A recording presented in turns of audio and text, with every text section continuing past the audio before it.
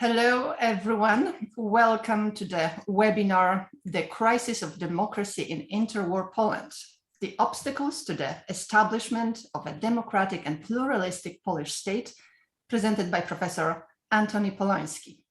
My name is Ewa Zadworna. I'm Vice President and Director of Cultural Affairs at the Kościuszko Foundation, and I want to thank you all for joining us here now on Zoom today.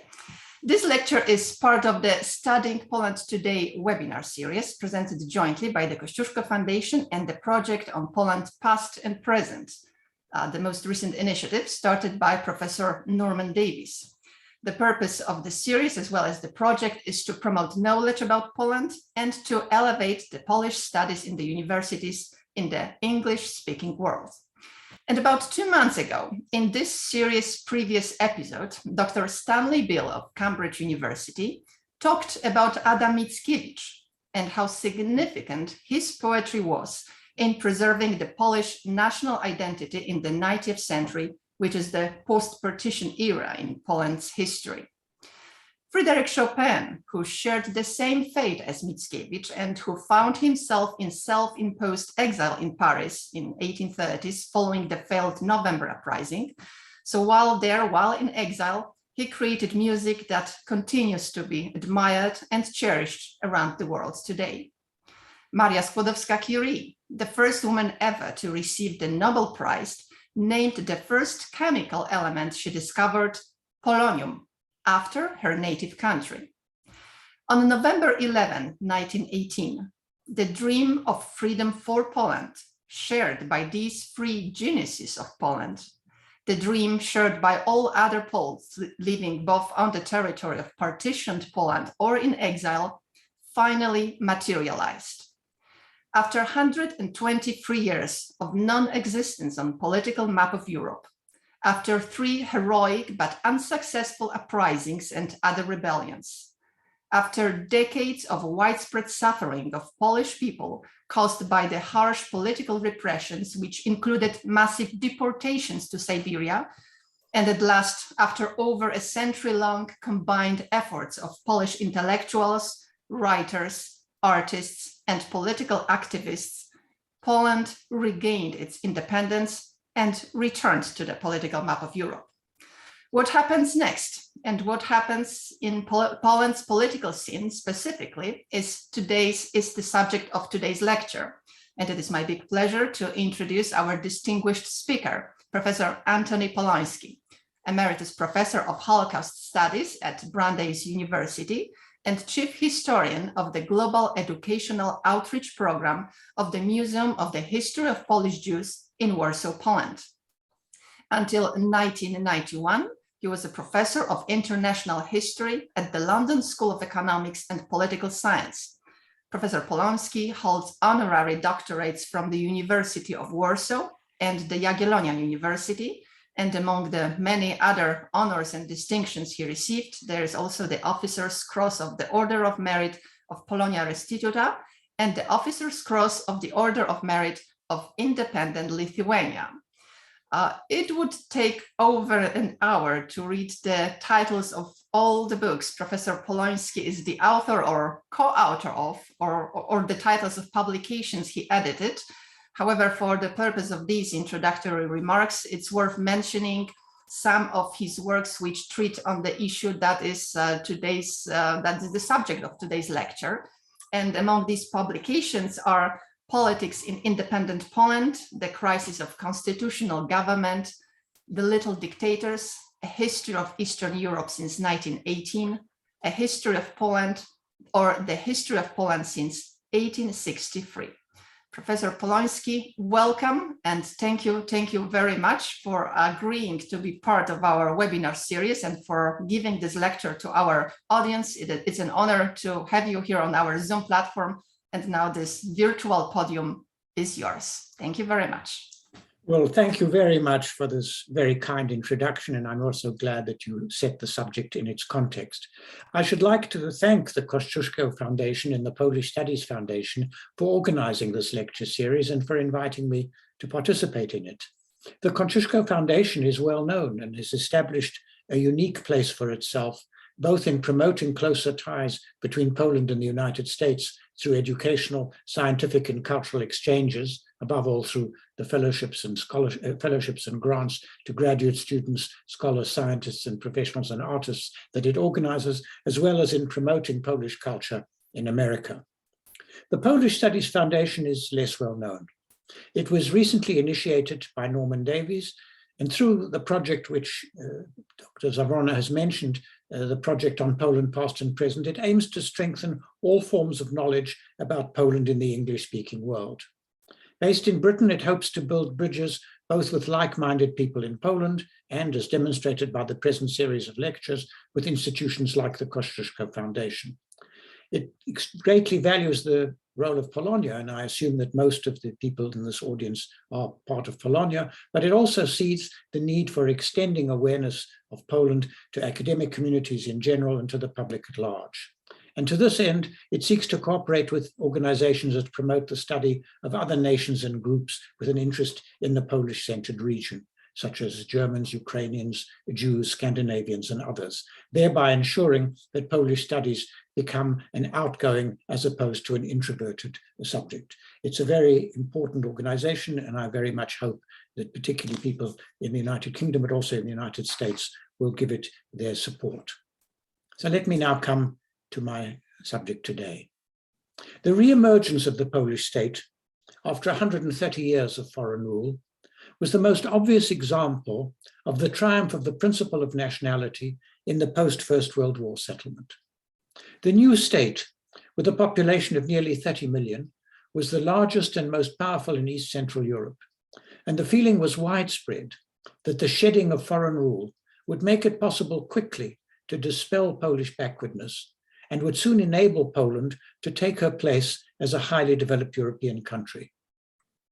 According to Premier Jędrzej Moroczewski, it is impossible to describe the exhilaration, craziness, and euphoria of the Polish people in 1918. Triumphant celebrations were launched after 130 years. Freedom, independence, homeland.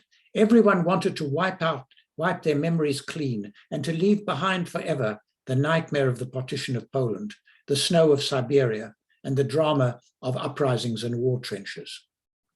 The euphoria which followed the achievement of independence masked, if only briefly, the extent of the divisions which were to mar Poland's political life.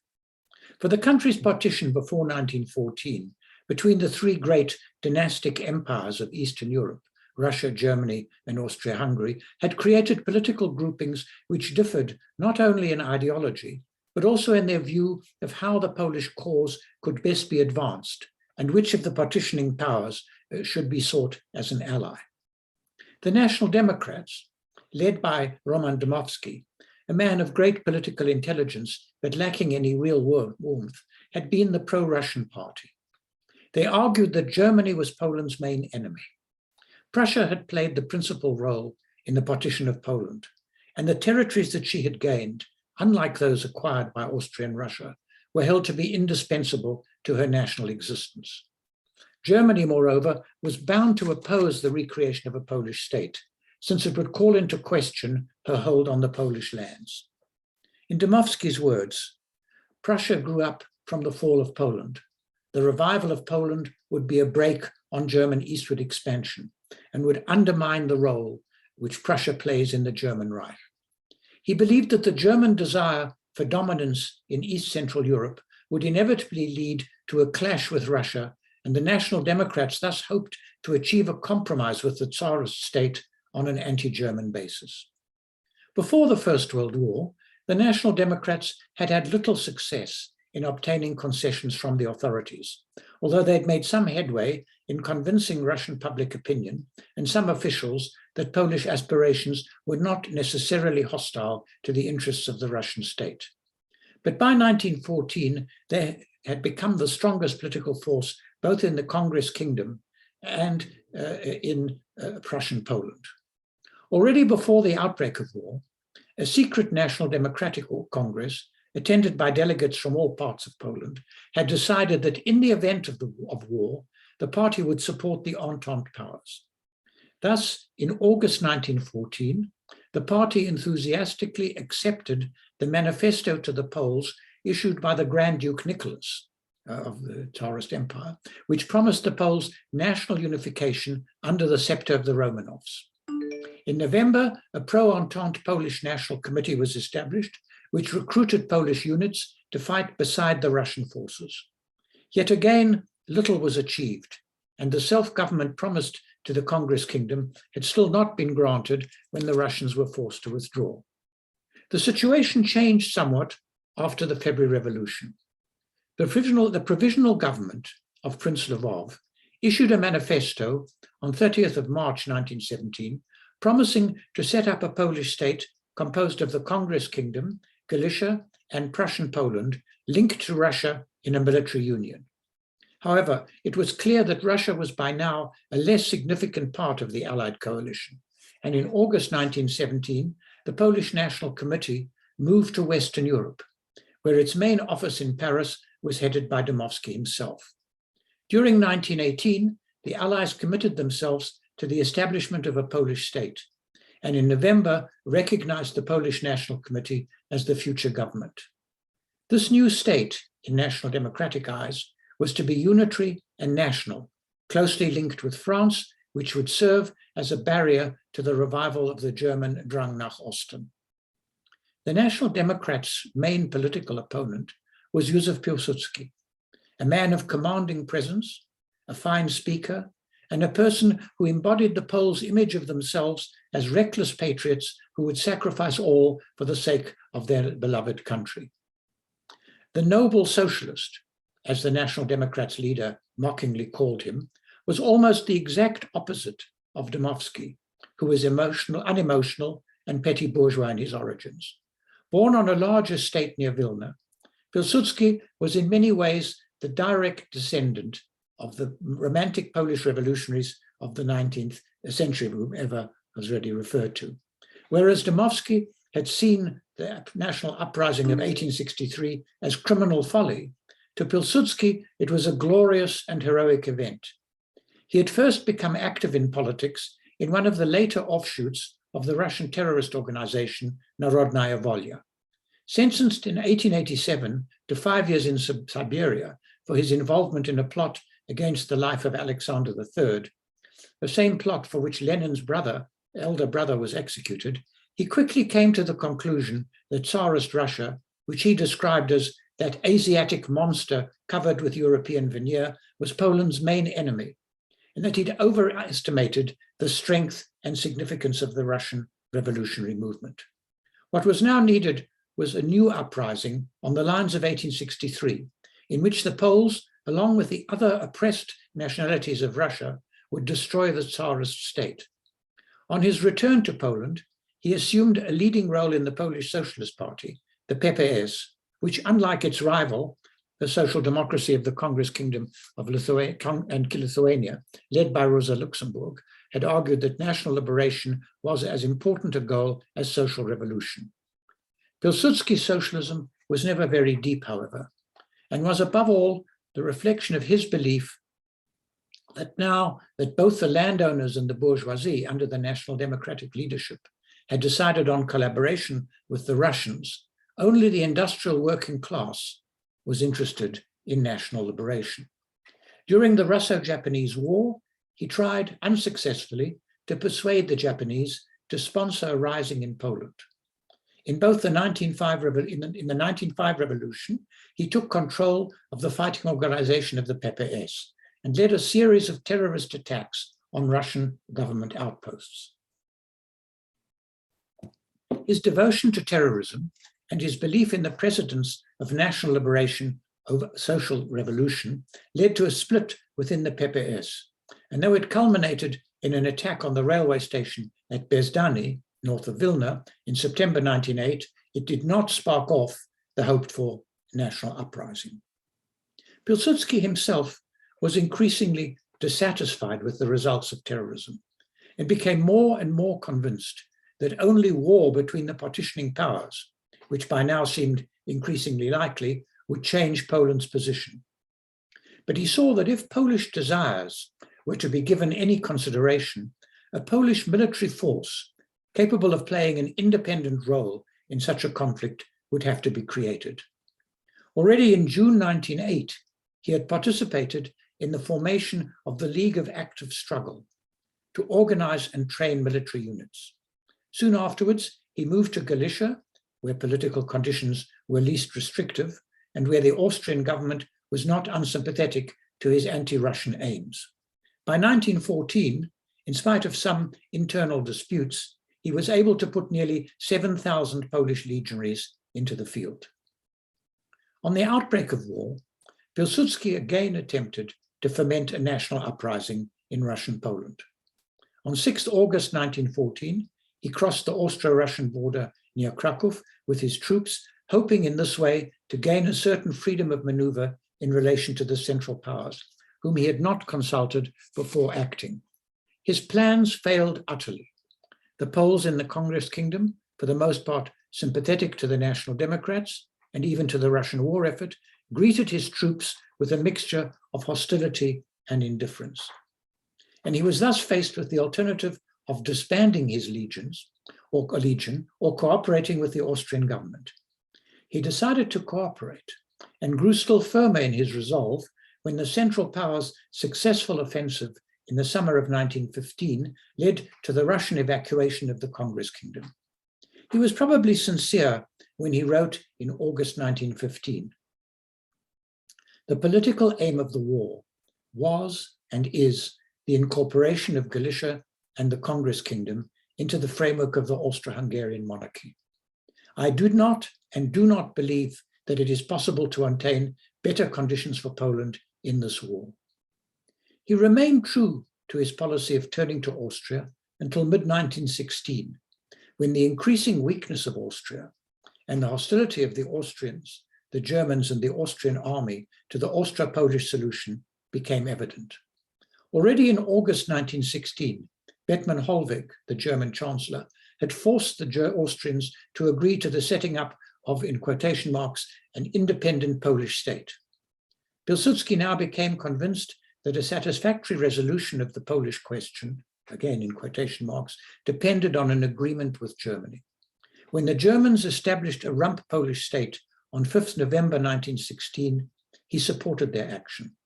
However, he demanded the setting up of a civilian government before he would help in the creation of an army. When this condition was met in January 1917 by the formation of the Provisional Council of State, he went ahead. This cooperation did not prove lasting. For Pilsudski soon realized that the Germans were not seriously interested in Polish independence. When he counseled his troops to refuse to swear allegiance to the German Empire in July 1917, he was imprisoned by the Germans in Magdeburg for the duration of the war. His internment proved to be a blessing in disguise. It enabled him to return to Poland following the collapse of Germany in 1918 with the aura of a martyr and the reputation of an indomitable fighter for independence, unsullied by compromise. He quickly assumed a preeminent position in the new state, holding the offices of Supreme Commander and Head of State. Though he had no single group supporting him, he had adherents in most of the major political parties and enjoyed wide support on the left. He wanted the new state to be not a unitary national state, but a federation of Poland, Lithuania, Belarus, and Ukraine.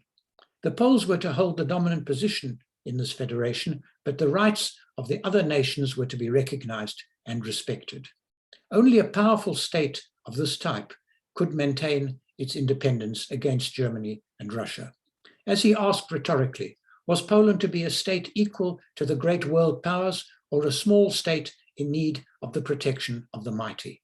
It is vital that Poland should be the greatest power, not only militarily, but also culturally in the East. The clash between the National Democrats and the supporters of Pilsudski had been extremely bitter before 1914. Dmowski had attacked Pilsudski and his followers as dangerous imitators of the 19th century gentry revolutionaries, people who preached insurrection for its own sake and were likely to bring new disasters on their unfortunate country. Pilsudski supporters saw the National Democrats as subservient, lacking in any real desire for Polish independence. In the immediate aftermath of independence, attempts were made to bring the two groups together, but the dispute broke out with new bitterness as a result of the Polish-Soviet War. This was precipitated by Pilsudski's attempt to foster his federalist schemes by exploiting the weakness of the Soviet Union after the Civil War. He aimed at dislodging Ukraine and Belarus and linking them federally with Poland. And while one thinks about this, one can only express one's solidarity with the people of Ukraine in their very present difficult situation. His plans, however, were denounced by the National Democrats as rash and indeed as criminal folly. The catastrophe that they feared very nearly materialized, and it was only averted by the Polish victory in the Battle of Warsaw in August 1920. In fact, but the disputes continued, in particular the question of how far the victory in this miracle on the Vistula, in quotation marks, was Pilsudski's own achievement, was much disputed. Indeed, the Polish-Soviet War created serious problems for Poland in the long run. With the temporary eclipse of Germany and Russia, Poland could enjoy the appearance of being a great power, but the ultimate reality was that it was exposed to grave dangers. Perhaps the most judicious summary of the consequences of the Polish-Soviet War is that given by Piotr Wandicz. And this is what he said: "One can perhaps blame Pilsudski for undertaking, largely on his own, a most dangerous operation, which Poland was not strong enough to carry through. Undoubtedly, the Kievan expedition was a gamble, but if Pilsudski had overestimated Polish capabilities and Soviet weaknesses, the temptation to reverse the course of the last 200 years of history was overwhelming. Indeed, only a realization of this great Eastern design might have made Poland sufficiently powerful to withstand external pressures. With the Peace of Riga, Poland became a middle-sized state, too large to be anyone's satellite, but too small and too weak to be a great power. Many of the subsequent problems of Polish democracy, of diplomacy, and indeed democracy, stemmed from this insecure and halfway position." The quarrel between the National Democrats and the Pilsudskiites affected every aspect of political life. Indeed, in his account of Poland between the two world wars, the journalist and publicist Stanisław Mackiewicz observed, "The history that I am writing could be called Dmowski and Pilsudski. The history of my generation is the struggle of these two men." The National Democrats dominated the Constitutional Assembly and were determined that Pilsudski should never again exercise the influence he had enjoyed between 1918 and 1922. It was with the aim of curbing Pilsudski's influence that the powers of the presidency, as established by the new constitution, were so limited, and the Marshal, realizing this, refused to stand for the new office. The constitution as a whole was never accepted by his followers as a legitimate political framework. The conflict also spilled over into the army. The officer corps was derived from a variety of sources. Some officers were veterans of Pilsudski's wartime legions. They were generally without formal military training, but because of their past as the First Polish Army, which had acknowledged the need for active struggle against Russia, they felt that they were entitled to special consideration.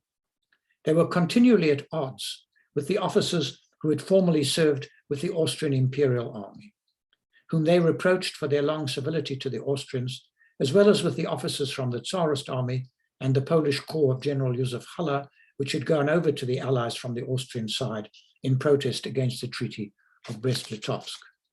On the surface, this conflict took the form of a dispute over the method of organizing the army. But what was really at issue was the question of who would control the military. Throughout the conflict, the National Democrats were aggressively hostile to Pilsudski. The deep chasm between the followers of Dmowski and Pilsudski was not the only problem facing the state. The constitution adopted in March 1921 was highly democratic in character, in accordance with the general belief that the war had shown the superiority of democratic over autocratic systems. It was modeled on that of the Third French Republic, with an all-powerful lower house and a weak presidency and upper house. And this sophisticated political system did not work well in Poland. Indeed, when one asks why democratic institutions didn't work well in Poland, one has to remember that they didn't work well in a large number of other countries and that they are again facing a serious crisis today. The long years of partition had created very different political traditions among those who had lived in areas administered by semi-constitutional Germany and Austria, and those who had been ruled by autocratic Russia. The different political traditions also played, the introduction of proportional representation also led to far-reaching political fragmentation. In 1926, for example, there were 92 registered political parties in Poland, of which 32 were represented in the parliament, organized into 18 parliamentary clubs. And as a result, it was very difficult to form a stable and lasting government. Between the achievement of independence in November 1918 and Pilsudski's coup of May 1926, there were 14 different cabinets. Political inexperience, was one of the principal reasons for this instability. The Polish clubs in the Austrian, Russian, and Prussian parliaments had been small minority pressure groups concerned almost exclusively with Polish problems and with attempts to gain redress for political grievances. This background did not adapt easily to the demands of parliamentary government in an independent state. As one of the Peasant Party leaders, Stanisław Tugut, wrote, "Everyone in Poland wants to be in opposition. On no account will anyone accept responsibility." Moreover, in spite of the failure of Pilsudski's federal schemes, the new state was multinational in character. Germans, Jews, Ukrainians, and Belarusians made up a third of the population and were all, to some extent, dissatisfied with their position. The highly centralized constitution gave no scope for self-government to the territorially compact Ukrainians and Belarusians, who were also embittered by the failure to introduce a significant measure of land reform. The Germans resented the attempts to undo the policies of Germanization which had been pursued in Prussian Poland, while the large Jewish population was subject to a fair amount of discrimination and harassment. The failure to deal with national minorities was partly due to the pervasive air of national insecurity to which I've already alluded. Poland had emerged not only as a result of its own efforts, but also because of the simultaneous collapse of Russia, Germany, and Austria-Hungary. Both Germany and Russia were dissatisfied with the 1921 frontiers of Poland, and indeed with the whole Versailles settlement, and as their strength revived, the validity of the new state was often questioned in the West. The country's economic problems were also daunting. Partition had made her different areas integral parts of Russia, Germany, and Austria, and it proved a long and difficult task to create a single economic unit. Communications, for instance, had been constructed with the interest of the partitioning powers in mind. More than 50 Austrian and German railway lines led to the Russian frontier, only 10 continued on the other side. There were also sharp contrasts in the level of economic development in the different areas. Industry was highly developed only in Upper Silesia and in some parts of the Congress Kingdom, such as the textile center of Łódź or the Dąbrowa Basin. Elsewhere, the country was largely agricultural.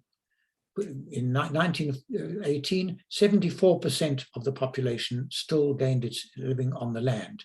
And in agriculture too, it proved difficult to achieve integration of the different areas. Whereas the agriculture of the former Prussian partition was highly capitalized and efficient, its development encouraged by the rapidly growing needs of Germany, that of Russia and Austrian Poland was characterized by overpopulation and inefficiency. The rapid industrial development necessary if the social problems of the country were to be alleviated were further impeded by wartime destruction, which had destroyed bridges, railway stations, and many of the buildings in the country. In addition, the new state was plagued by inflation almost from its inception. The military operations between 1918 and 1921, culminating in the Polish-Soviet War, had increased the demands for all kinds of goods while imposing a strain on their supply. With the ceasing of hostilities, The necessities of reconstruction became a continual financial strain, the more so since many of the taxes of the partitioning powers were allowed to lapse after the war.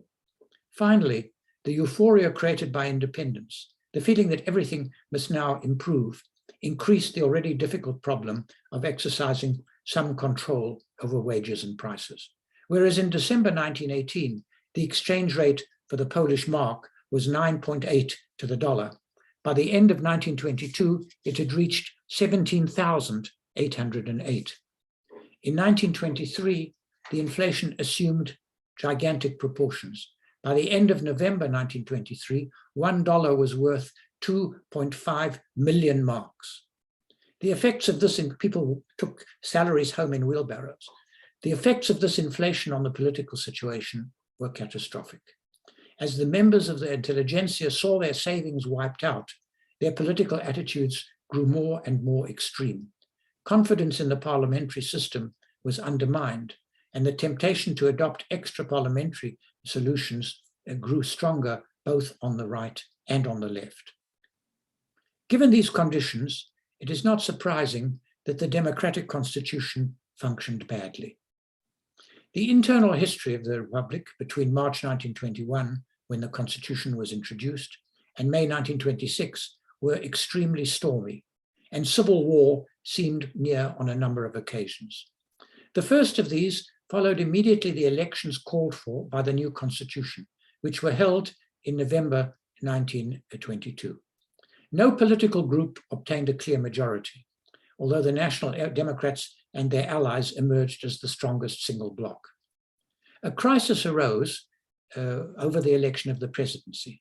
The presidency was elected by Parliament, and Gabriel Narutowicz, who had the support of the left, the national minorities, and some of the center, was elected as a president by a single majority in the National Assembly over the objections of the largest group, the National Democrats. They regarded themselves as cheated of their electoral victory, and they unleashed a violent and demagogic campaign against the new president, whom they accused of being the pawn of the minorities. His brother was the foreign minister of Lithuania. He came from Lithuania. His brother called himself Narutowicz, as often happened in Lithuania. The Poles often were fairly Lithuanianized. They launched a violent against the new president, whom they accused of being the pawn of the minorities, and in particular the Jews. Deputies were attacked outside Parliament by right-wing mobs, and on the 16th of December 1922, Narutowicz was assassinated by a nationalist fanatic while speaking to the British ambassador at an art exhibition. Civil war seemed imminent, especially since some of Pilsudski's associates saw this as the correct moment for achieving a final reckoning with the National Democrats. However, the leadership of the PPS refused to go along with these plans, and the crisis was resolved by the formation of a non-parliamentary cabinet of pacification by General Sikorski, a former legionary officer who had clashed with Pilsudski, but who was on relatively good terms with him. Narutowicz was succeeded as president by Stanislaw Wojciechowski, a former socialist. Violence again came to a head in 1923. Although the Piast Peasant Party was disgusted by the National Democrats' complicity in the Narutowicz assassination, it was won over to a coalition with them by the promise of land reform. The new government, set up in May 1923, under the remarkable peasant leader Wincenty Witos, eased the leading Pilsudski men out of the army, but failed to control the inflation, which, as we've seen, got completely out of hand. It led to unrest, which culminated in riots in Krakow in November, when the workers, led by the PPS, took over the town. Again, on this occasion, Pilsudski supporters wanted to act against the right, but when the government reached a compromise with the strikers, Pilsudski became convinced that he could no longer trust his socialist allies. Witos's government soon fell and was succeeded by a non-parliamentary government under Władysław Grabski, which was the longest lasting government until the coalition. It fell in 1925 when the socialists refused to support its austerity programs.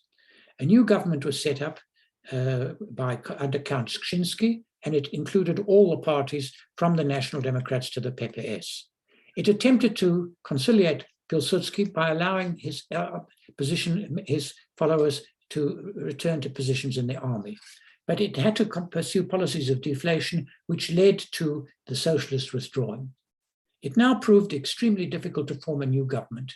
And eventually, on 9th of May, the president called on Witos to head a cabinet of the center and right. This was a disastrous miscalculation, raising the specter of the center-right government of 1923, which had provoked so much opposition on the left. It outraged Pilsudski, whose influence in the army had been steadily increasing, and who seemed to many Poles the one man who could restore the state to equilibrium. On the 12th of May, 1926, he called an armed demonstration in an attempt to induce the president to prevent the formation of a new government. But when Wojciechowski refused to submit to Pilsudski's demands, fighting broke out, and after 3 days, Pilsudski was master of Warsaw and in effect of Poland. Pilsudski was a reluctant dictator. His regime was an exception among the dictatorships of the interwar years. His main interests lay in foreign policy and army affairs, and he had no well-defined political conceptions. It was only with extreme reluctance that he had brought himself to organize the armed demonstration which had led to his assuming power. And indeed, it had been his hesitation and indecisiveness in the years before 1926 which had encouraged the politicians of the right to create another center-right coalition. Even after the victory, he was completely cast down by the realization that his actions had provoked a civil war. His whole political past lay with the left, and his bitterest political disputes had been with the right. He continued to think of himself as a Democrat, stressing to one of his associates in August 1926, "It is my intention to maintain what is called parliamentarianism. It is the basis of democracy for which there is always a place in government, even directly in government." Pilsudski never spelled out his political beliefs. Attempts have been made to claim for him some conscious design for a new political system, but he essentially worked from day to day in politics. Insofar as he did have a conception of the most valid political framework for Poland, it was one in which the parliament could criticize and even to some extent modify the actions of the government, though the government could not be overthrown by a vote of no confidence. It was because of these views that the surprise of some of his supporters, Pilsudski did not establish a dictatorship after the coup. He refused to accept the presidency, claiming its powers were too weak, and preferred to exercise his influence from behind the scenes. From 1926 until his death in May 1935, the only office he held continuously was that of Minister of War. He attended few cabinet meetings and, as a rule, delegated his official duties. In the aftermath of the coup, it was his immediate intention to maintain the 1921 constitution. However, he introduced a number of modifications, among which the most important was that which provided that the government's financial proposals be enacted automatically if the legislator failed to approve a budget. He had the insight to realize that, irascible and moody as he was not the man to cooperate successfully with Parliament, and he therefore entrusted the day-to-day running of his government in these years to a former radical politician, Kazimierz Bartol. But although his political past was linked with the left, particularly the Socialist Party, with whose help he had come to power, he refused to comply with the party's demands for new elections and radical social reforms. On the contrary, he made approaches to the conservatives, that is, the large landowners, hoping in this way to win over some of the national Democrats. He even hesitated to create a political organization to support his government. And when he finally did so for the elections of March 1928, it bore the characteristic title Bezpartyjny Blok Współpracy z Rządem, the non-party bloc for cooperation with the government, and had no program apart from that suggested by its name. Under Polish condition, there was something to be said for the semi-autocratic system. It allowed a fair degree of personal and political freedom. Parties apart from communist organizations were not banned, few people were arrested, and the press was relatively free.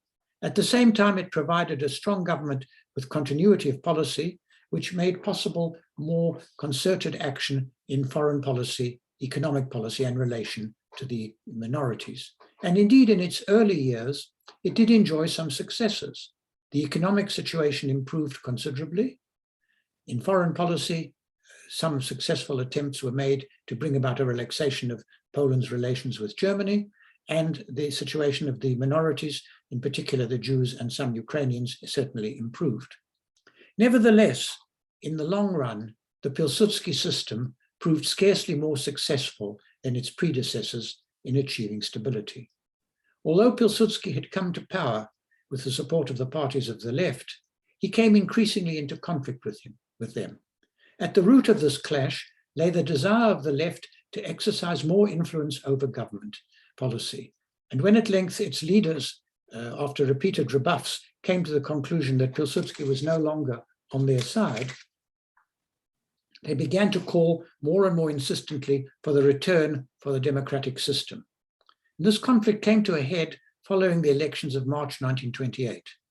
In these, the voting was relatively free, and the government saw these as a victory. But the methods the government had employed in its campaign, above all the use of local administration to put pressure on voters and the misappropriation of government funds for its electoral purposes, were keenly resented by the parties of the left. As a result, the parties of the left organized an opposition to the government, made up of 6 parties: the Piast, the Peasant Party, and the Liberation Peasant Party, the Christian Democrats, the National Workers' Party, and the PPS. They created a center-left bloc, and they believed that they could win power through an election. However, the government dissolved parliament in August 1930, and the center-left thought it would win the election, but in fact, the government, by arresting a large number of the opposition supporters, and indeed some of its leaders who were maltreated in the Brześć fortress, and by strong administrative pressure, won a resounding victory in the elections of November 1930. After these elections, the Sanacja, as the Pilsudski regime was called, was securely in power. It became increasingly autocratic, though still not totalitarian, and was increasingly isolated from society. It lost too such dynamism as it had once possessed, for Pilsudski could no longer provide effective leadership. He was really very ill. And partly for this reason, the government was much less successful. Its orthodox deflationary policy prolonged the depression, while in foreign policy, its attempt to see Russia as the main enemy meant that Pilsudski did not see that National Socialism posed a serious threat to Poland. And he continued after Hitler's seizure of power to seek friendly relations with Germany, concluding a non-aggression agreement in January 1934. After Pilsudski's death in May 1935, the negative features of the regime that he'd established became even more evident. Though he had played little part in the running of government, his mere presence had provided an ultimate authority which could settle all disputes over the direction of policy. After his death, there was no one among his successors who could assume his authority and exercise his control. And as a result, the government was riven by deep divisions of personality and policy. Indeed, the open conflict between those like President Mościcki, who favored a return to the constitutional system, and those like Ryd-Śmigły, the commander-in-chief of the army, who wished to introduce a more open totalitarian regime, had still not been resolved by 1939. Certainly, the regime became more autocratic. The new constitution reduced still further the powers of parliament and increased those of the president and the commander. The government also now began, in an attempt to increase its popularity, to seek support among the right-wing and anti-Semitic organizations. And when it created a new government bloc, the Camp of National Unity, in May 1936, it adopted an openly anti-Jewish position. Although the government still discouraged anti-Jewish violence, it now increasingly claimed that the solution of the Jewish problem could only lie in the immigration of the overwhelming majority of the country's 3 million Jews. In foreign affairs, the unimaginative application by Joseph Beck of the Pilsudski formula that Poland should pursue a policy of balance between her two powerful neighbors meant closely aligning the country with Nazi Germany, particularly in 1938. This policy derived from the belief that Nazi Germany was fundamentally anti-Soviet and anti-Russian and could never reach an accommodation with the Soviet Union. As a result, it was held good relations could be maintained with Germany, although an alliance was ruled out. And whether there was an alternative to this policy is a big question, and maybe it'll come up in the discussion. It's a big question whether a policy, as was advocated by the Moorish Front and by General Sikorski, of being more closely allied with France and with the countries which sought to maintain the Versailles Settlement, whether this would have prevented the catastrophe which actually took place, is a matter over which there is no final decision. And obviously, since we don't know what would have happened had this policy been adopted, it's difficult to reach conclusion. It would, however, be wrong to see the history of Poland between the wars largely in negative terms. The 20 years of independence witnessed the integration of the different parts of the country after over a century of foreign rule. National consciousness became far more widely extended, particularly among the peasantry, while much progress was made in training a class of administrators and civil servants. Considerable advance was achieved in the economic sphere, with the development of the port of Gdynia and the creation of a single railway network in the 1920s and the development of the central industrial region in the 1930s. Much was done in the field of education, particularly in the reduction of the level of illiteracy. Cultural life also flourished, something which I don't have time to discuss. One of the striking features of the late 1930s was the growing maturity and political skill of the parties of the center and left. They showed the strength in the municipal elections of 1938, and their victory, a brief and inconclusive one, it is true, came after the catastrophic defeat of Poland by Germany in 1939. The government formed in France under General Sikorski was composed of the successors of the center-left bloc and the liberal elements among the National Democrats. Its politics were unquestionably democratic in the Western sense.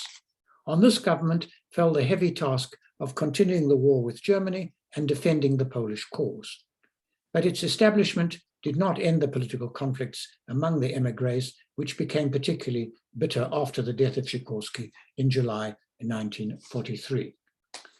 Moreover, as it turned out, the country was unable to reach an accord with the Soviets, and probably such an accord would not have been possible.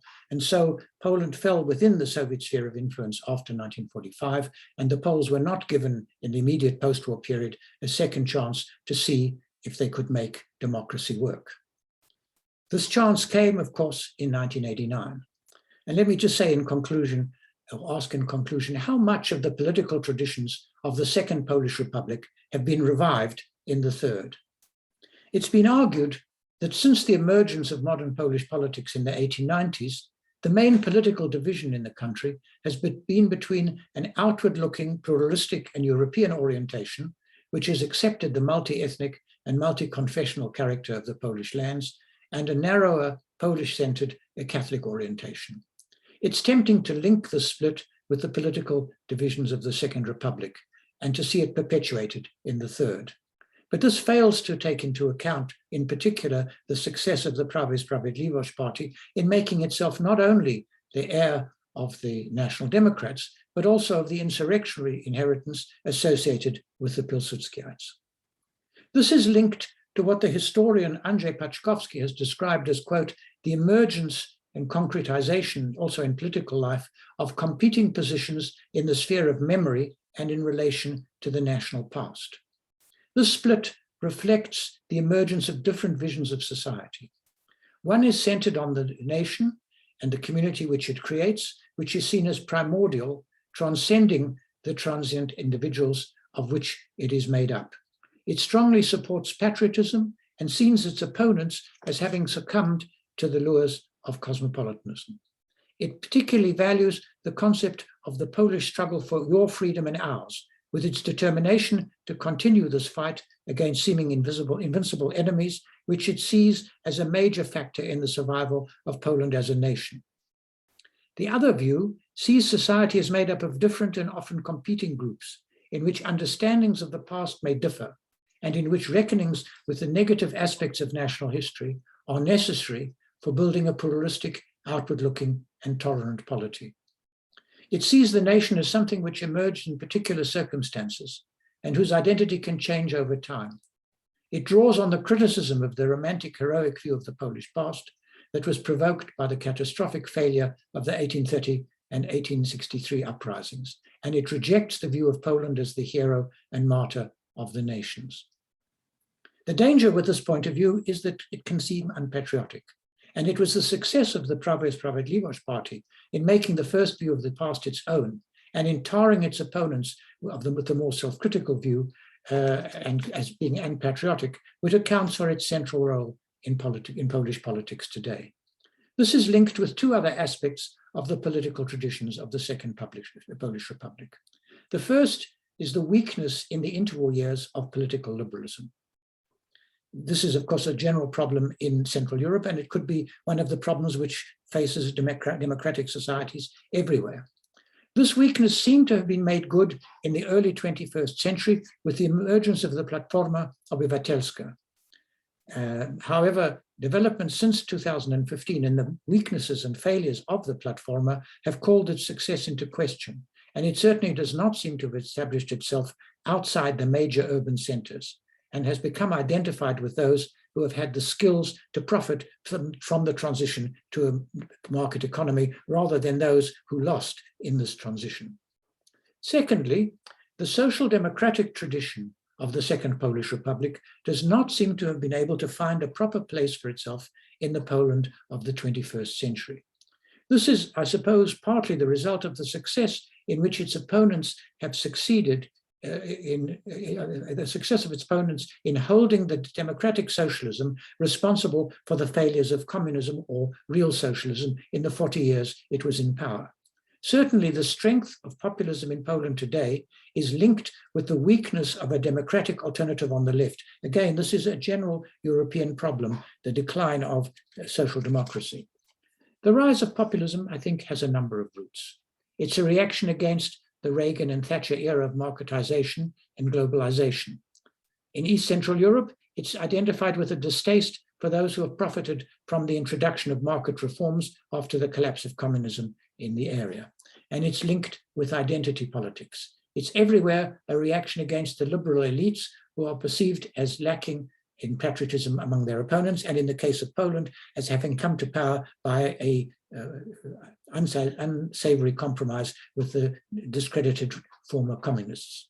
Linked with this has been the fear of emigration and its associated xenophobia. It's also clear that the new legitimacy that authoritarian regimes, and here again, Ukraine is very much in our mind, from Putin's Russia to Xi's China, has undermined the attractiveness of the liberal democratic model in much of the developing world. How is one to respond to the rise of populism? That is to say, if one favors a more democratic solution. Is Poland moving towards a system like that in Hungary, which Viktor Orban has characterized as illiberal democracy? This is an open question, and I don't want to go into it here, but I leave it as an open question. Resistance to the trend towards illiberal democracy will depend on the strength of civil society. This can draw on important political traditions, and one of them is that of the center-left opposition in the Second Republic, which I described. There's also the tradition of the liberum veto. The liberum veto has widely been held responsible for the weakness and ultimate collapse of the First Polish Republic. Yet its formula, nie pozwalam, I do not accept, with which it was exercised, can also be seen as an expression of the fact that in Poland, there will always be people who will resist authoritarian trends. Let us hope that there are enough of them to preserve a genuinely democratic system, which seemed to be emerging in the Poland of the late 1930s, and which I think was the goal of most of those who sought the overthrow of communism in the 1970s, 1980s, and led to the round table which negotiated end of communism in 1989. Thank you very much. Thank you very much, Professor Polonsky, for this very, very informative lecture. So now we still have a time for the Q&A session. Therefore, anyone who would like to ask a question to Professor Polonsky regarding this lecture, please direct your questions to the Q&A feature. The chat feature is for your comments and exchanging your ideas and thoughts. We have this first question from Jarosław Garliński, who happens to be the speaker in our previous webinar. He asks this difficult question on the lessons of history, whether the history repeats itself or it instructs. He asks specifically, do you feel that there are lessons for today's Poland in the events of the 1920s and 30s? Very difficult to draw lessons. I think that we can see, looking back at the interwar period, that what has been called the Wilsonian heresy, the belief that you could export liberal democratic systems, was not in fact the case. One had to bear in mind the difficulties of establishing constitutional government. And I think that the problem really was that Pilsudski himself could see the weaknesses of the parliamentary system, and he didn't really have anything to put in its place. He took power because he thought that a new center-left government would be a disaster.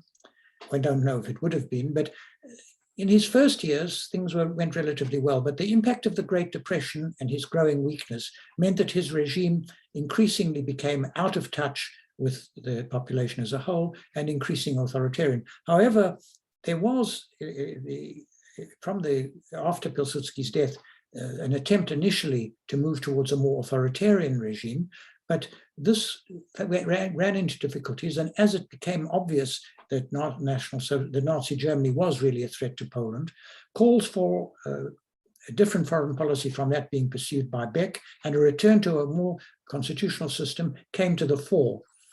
So in that respect, the main lesson to be drawn is that one wants to have things which are self-limiting. And here, I would say that some of the developments in recent months, in particular, President Duda's veto of the bill on TVN, is a sign that there are people within the government camp in Poland today who can see that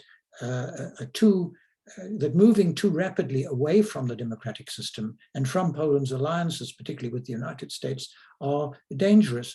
So I think that the main lesson that we need to learn is that one needs to have something which can limit the movement towards what Orban called illiberal democracy.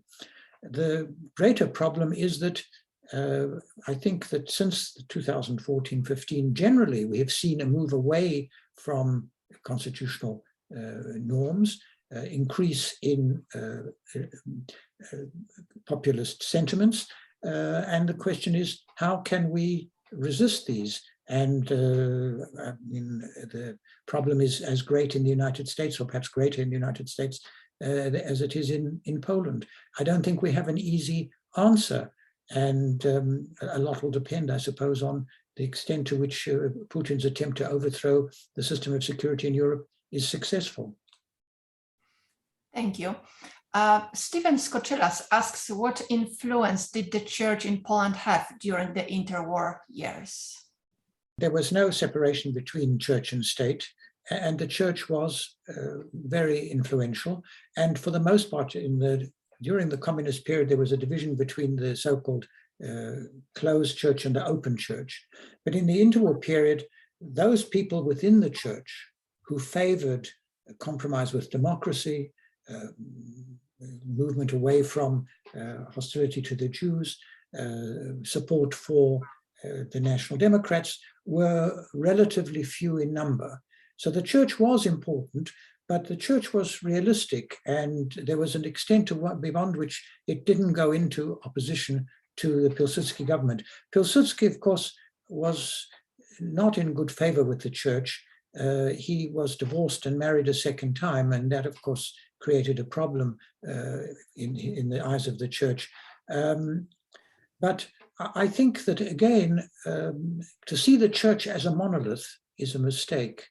And as we can see today, the church the Catholic Church has within it groups which which see democratic institutions as important, which see the rights of refugees and the problem of refugees as important, but there are also those who are frightened by democracy and who would like something like some form of illiberal democracy. This issue is not resolved yet, and again, one hopes that the more liberal elements within the Catholic Church, and here I think that the role of Pope Francis is important, come out on top. Thank you. A question from John Kulczycki. Could you elaborate more on the policy toward minorities in the Second Republic? Well, this is I mean,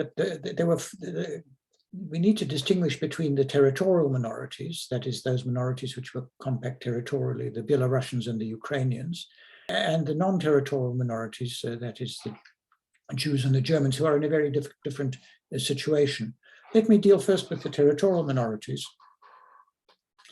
Belarusian national sentiment was only beginning to develop, and I think that a more sympathetic policy on the part of the government could have directed this Belarusian national revival in a pro-Polish direction. This didn't, in fact, happen because the church in particular was determined to regain churches which had been converted either to Orthodoxy or to Greek Catholicism, and this antagonized significant numbers of Belarusians. The problem of the Ukrainians was a much more difficult problem. The Ukrainians had a highly developed sense of national identity, both in East Galicia and in Volhynia. Pilsudski had attempted to ally himself with Petlura, but this alliance hadn't been successful, and an independent Ukrainian state hadn't really come about. Although there were sections within the Ukrainian community, and in particular the Ukrainian National Democratic Organization, which favored an understanding with the Polish state, the 1930s saw the growing strength of paramilitary groups, above all the Organization of Ukrainian Nationalists, which organized anti-Polish sabotage and assassination of Polish politicians. Bronislaw Piracki is the best example. And this created a near civil war situation in East Galicia. Obviously, it would have been in the interests of both Poles and Ukrainians if had a more conciliatory policy been pursued by the Polish government, and had the Ukrainians been more willing to compromise, but this was not the case. In relation to the German minority, the problem was that the German minority was seen by the German government as a tool to revise the frontier. The German government never accepted the territorial settlement of 1921 or 1918. And as a result, the majority of the German, within the German minority, there was a division between those who wanted to operate within the framework of the Polish state and those who saw Nazi Germany, or at least the German state, and then after 1933, Nazi Germany, as the power which could achieve their objectives.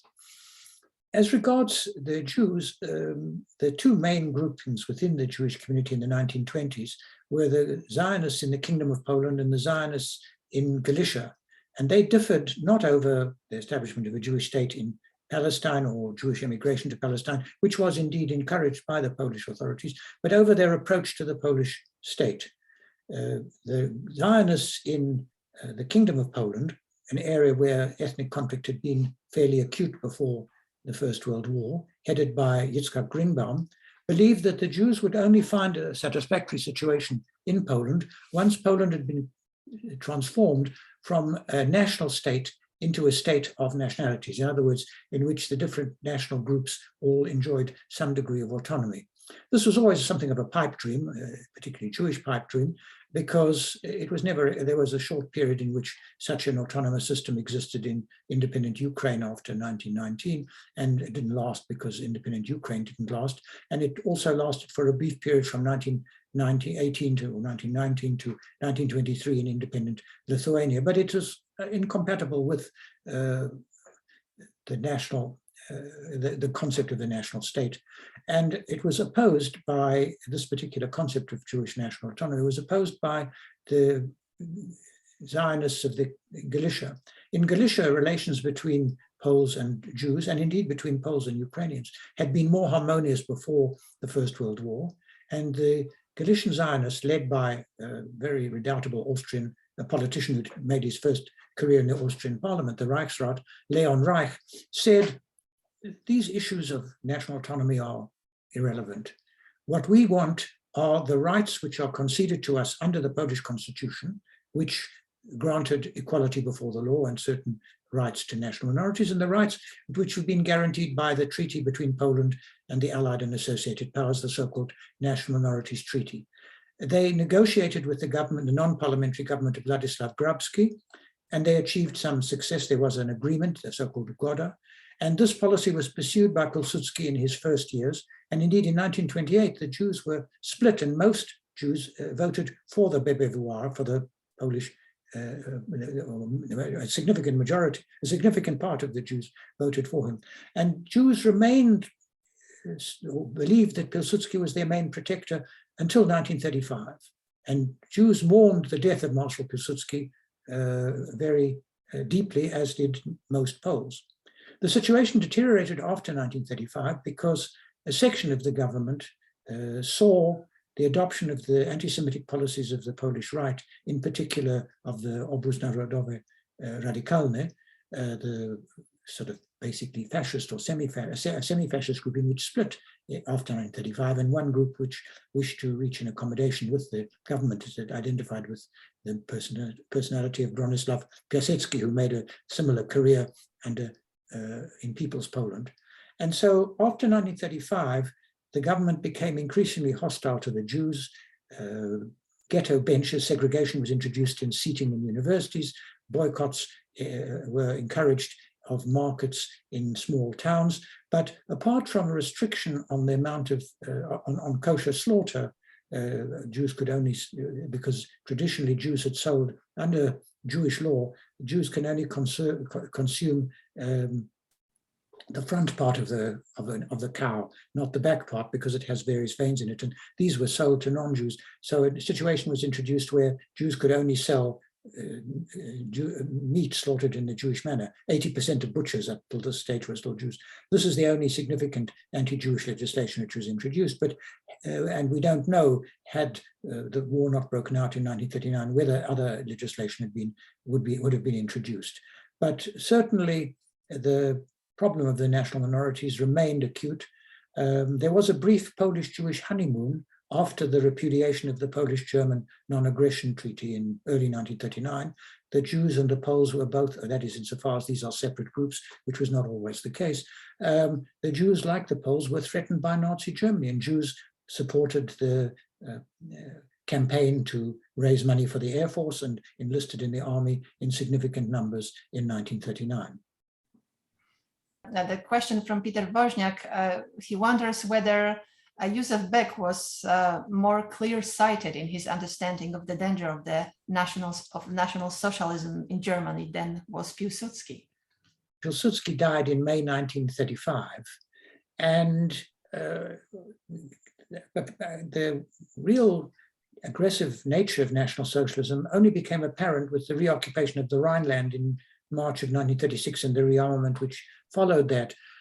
There is an argument that Pilsudski proposed to the French a preventative war in 1933 against Nazi Germany. I don't think that there's, I mean, you know, there's been a lot of written on, since 1989 when archives were open, on Polish politics during the Second World War and Polish politics since the Second World War. The interwar period, there's been less written, and we still need a detailed study of the foreign policy of Poland under the Pilsudski regime. So as I say, I don't think that the argument that Pilsudski was planning a preventative war against France stands up to severe scrutiny. I think rather Pilsudski wanted to demonstrate to himself and to the people around him that France could not be trusted to support Poland in the case of a German threat. This is the difference between Pilsudski and the Moorish Front and people around Sikorski, who believed you should trust France more. So as I say, Pilsudski's policy reflected the fact that Hitler came to power in January 1933, he didn't immediately declare his hand. Germany was in a weak position and needed both to break up the coalition of powers around it and to move to rearmament. The situation of Beck was rather different.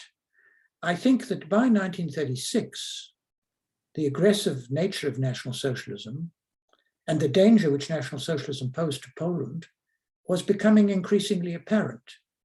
And the belief that you could create a bloc between Poland and between Germany and the Soviet Union, the intermarium, as Beck thought of it, which would be made up of the states, basically a Polish-Hungarian alliance, which would be able to withstand both pressure from Germany and Russia, was always an illusion.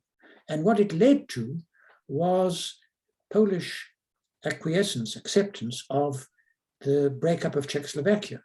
Now, the Poles had a lot of had a big grievance against the Czechs because during the Polish-Soviet War, the Czechs had occupied Zaolzie, the area across the Olza River, which was inhabited by Poles, although they were Protestant Poles.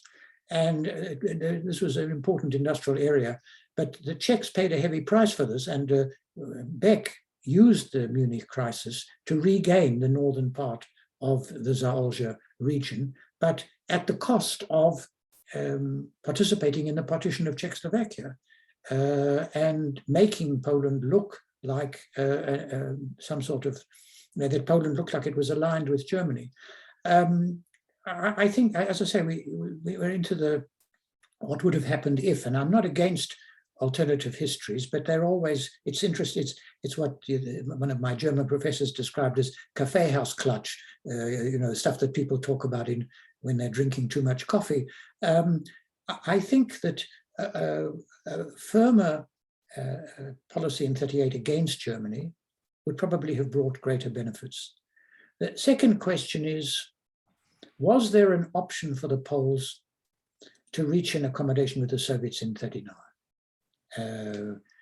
Which the British were hoping for. Well, this again, I feel a little doubtful about this. I think that Stalin always was thinking in the back of his mind that he would be able to reach some accommodation with Germany. There's a famous story about the military maneuvers which were held in Poland after the British gave their guarantee to Poland. This was in March 1939, and there was a British observer, and he was talking to the General Stachewicz, one of the leading Polish generals, and the Poles did this exercise, and they demonstrated that they would be able to resist the Germans if the Germans attacked Poland in 1939. Stachewicz said to, the British observer said to Stachewicz, "But General, you are assuming that the Soviets will remain neutral." Stachewicz turned to him and said, "If the Soviets don't remain neutral, we are lost." And in that sense, maybe there was no good alternative in 1939. Thank you. Well, we have many more questions. One of them is from Professor Bogdan Szklarski, who asks, how would you explain the failure to build any meaningful Christian Democratic Party in Poland, both in interwar period and after 1989? When I was studying politics in South Africa, I remember, and I know this was in the 50s, and I remember asking my professor why the French Social Democrats, the MRP, French Christian Democrats, the MRP, were so much more democratic than the Italian Christian Democrats. And he said to me, "Oh, well, you have to understand that the Italian Christian Democrats are just a little more Christian and are just a little less democratic." Now, that's a bit of a half-truth, because the Italian Christian Democrats were ultimately committed to democracy. I think this is the question in Poland was that the church was identified with at least the closed part of the church, the more conservative part of the church, was identified with the idea that Polak to Catholic, and that Poles had to fight the attempt of the Germans and the Russians to denationalize them, and that what preserved their identity was their Catholic faith. The Kulturkampf is important here. The way in which the Catholic Church had been treated by and large, although that's a more complicated story, by the Tsarist authorities. So I think that this is related to the weakness of liberalism. It's an interesting question. I mean, this is related to what the traditions which developed in post-1989 Poland. Whatever you can say about Tadeusz Morawiecki, I'm sorry, whatever you can say about Tadeusz Mazowiecki, one doesn't want to confuse these two people. Tadeusz Mazowiecki was a Western-style Christian Democrat, and he stood for election against Wałęsa, and he lost. But again, one doesn't know how this would have developed in the long run. You know, one would like to see the church develop in a more democratic direction, and that may happen. I suspect rather that what will happen is that anti-clericalism will become more significant. But again, I remember once when I used to broadcast for the BBC, before they let you on the World Service, they ask you various questions. And after the woman who phoned me up asked me various questions, I got rather annoyed. And I said to her, you know, I left my crystal ball in my office. Maybe you can look in your crystal ball and that'll give you the answer. We just don't know where the future would lie. But yes, I think that a greater commitment of the church in Poland to the values of supporting immigrants, maintaining democratic values is important. And we hope that, I mean, you know, the church is not a monolith. There are people who do hold these views. Thank you. We have also a question from Robert Słomka, who asks why Poland had such a bad relationship with Czechoslovakia. He says, we have the benefit of hindsight, but Czechoslovakia could have been an important ally. Didn't Poles see the disaster looming in 1938? Well, you know, this is a very interesting question. Let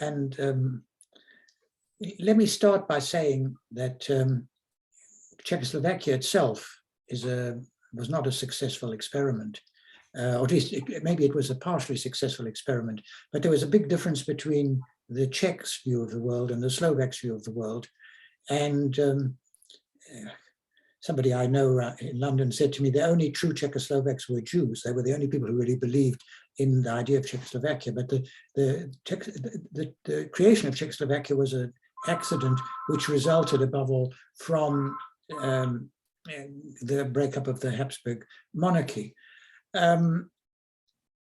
Poles and Czechs have a series of mutual stereotypes about each other, which mean that it's difficult to get good relations. I'm not talking about the concrete terms, which I'll come on to, but the Czechs regard the Poles as crazy aristocrats who have embarked on a series of fatal and unsuccessful and doomed uprisings, whereas the Poles see the Czechs as deeply petty bourgeois, upgraded peasants, basically, because the landed aristocracy was destroyed after the Battle of the White Mountain. So there's a certain amount of prejudice on both sides, which makes relations difficult to achieve, which has to be overcome. Of course, there were many Poles who loved, who admired the Czechs, and there were many Czechs who admired the Poles.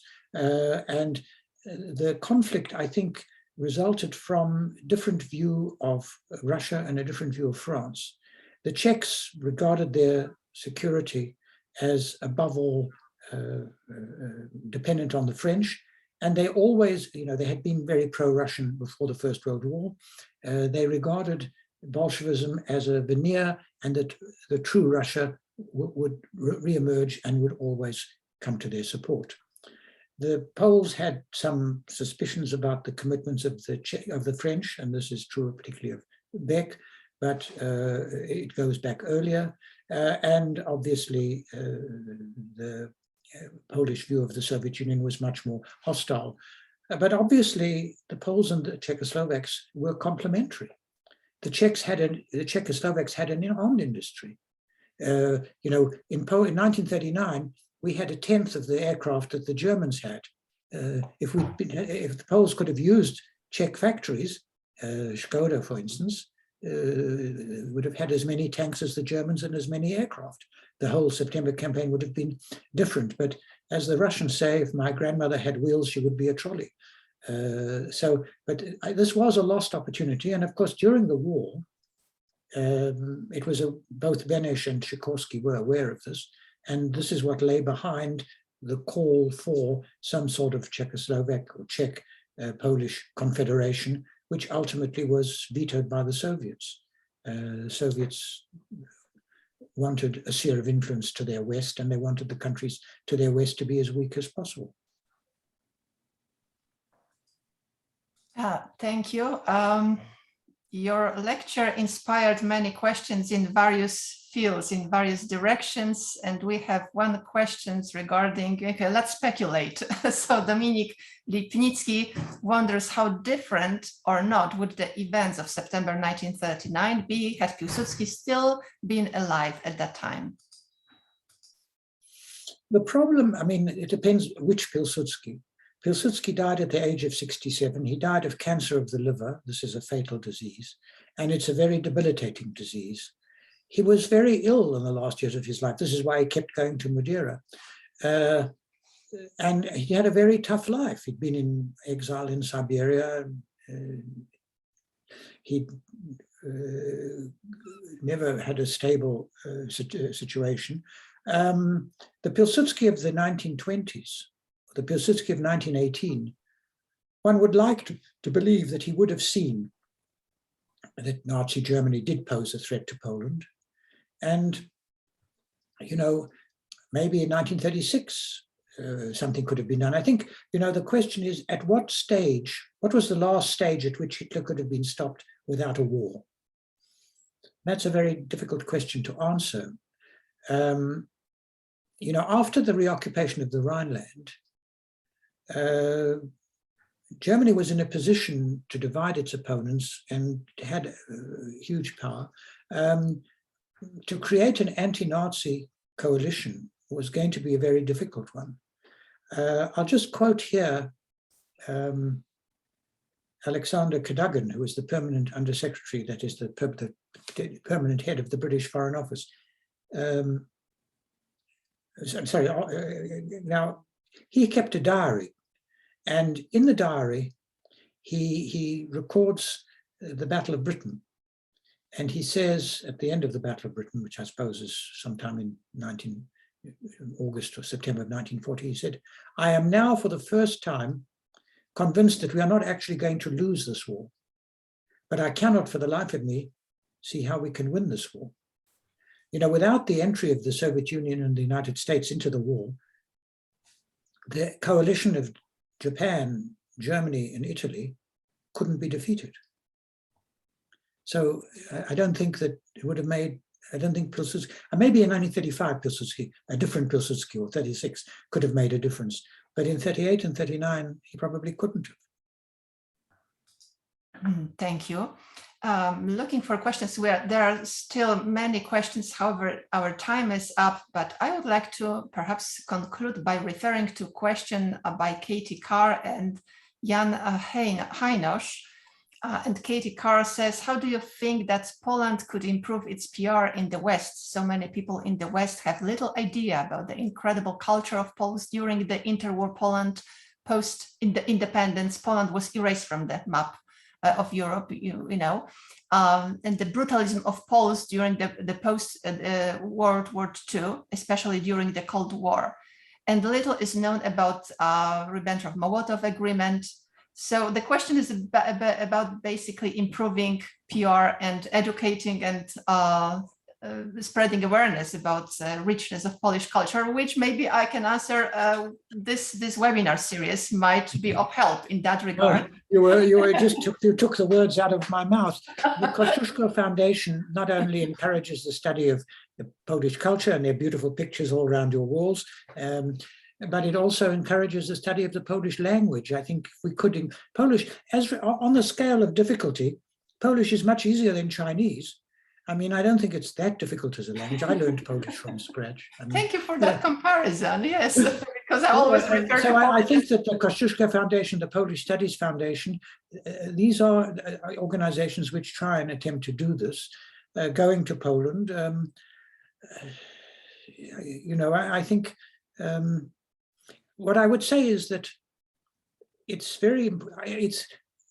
the sort of propaganda which is effective is not a propaganda which said we were always wonderful and all of the people who criticize us are anti-Polish and are subject to some sort of prejudice. But if we say, well, there are a lot of things, I was born in South Africa, so I know that, you know, white people in South Africa did terrible things. That's not comparable. But when I was growing up, everyone said, oh, you know, this is all imaginary. Everything is just wonderful. We have to start by looking honestly at the Polish past and saying there were many good things, but there were also things which we don't like or which we would like to do differently. I think that's much more convincing, and that gets much more sympathy. I mean, because the Poles you know, for instance, one of the things which was very important was solidarity. Solidarity changed the image of the Poles, and it changed the way Poles thought about themselves, because Poland was an example to Europe. Poland was the country which challenged in a non-violent way, very un-Polish, the might of the Soviet Union and ultimately defeated it. This was a great achievement.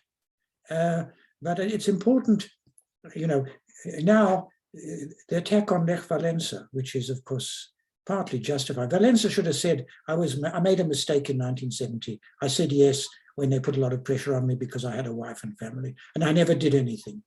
But he doesn't say that. But I mean, the attack on Walesa, the claim that all of these people who signed the Round Table Agreement, Mazowiecki and Kuron and all of them, are really basically dupes of the communists or traitors.